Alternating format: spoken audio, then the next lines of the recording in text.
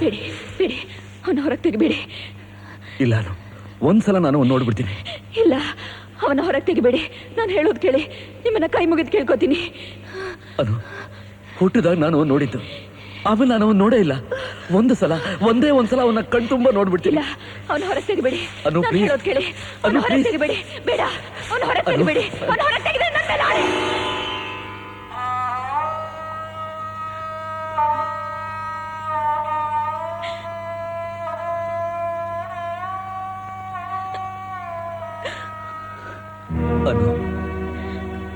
ಅನು, ಒಂದಲ್ಲ ಎರಡಲ್ಲ 5 ವರ್ಷಗಳ ಕಾಲ ನನ್ನ ವೀರಾಜ ಹೀಗೆ ಬೆಳೀತಾ ಇರ್ಬೋದು, ಹೀಗೆ ಆಡ್ತಾ ಇರ್ಬೋದು ಅಂತ ಮನಸ್ಸಿನಲ್ಲೇ ಕಲ್ಪನೆ ಮಾಡಿಕೊಂಡು ನಾನು ಅವನಿಗೋಸ್ಕರ ಕಾಯ್ತಾ ಇದ್ದೆ.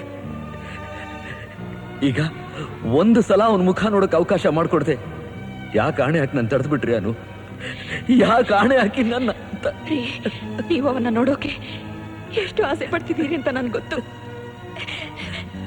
ನಿಮ್ಮೆದೆ ಒಳಗೆ ತುಂಬಿಕೊಂಡಿರೋ ವೀರಾಜನ್ ರೂಪು ನೆನಪು ಹಾಗೆ ಇರ್ಲಿ.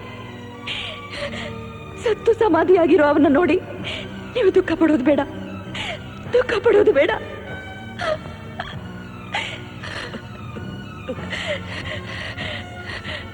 ನನ್ನ ಮಾತು ಕೇಳಿ,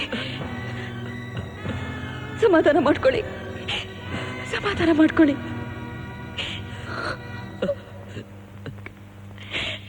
ಇನ್ನೆಲ್ ಸಮಾಧಾನ ಅನು, ಇನ್ನೆಲ್ ಸಮಾಧಾನ?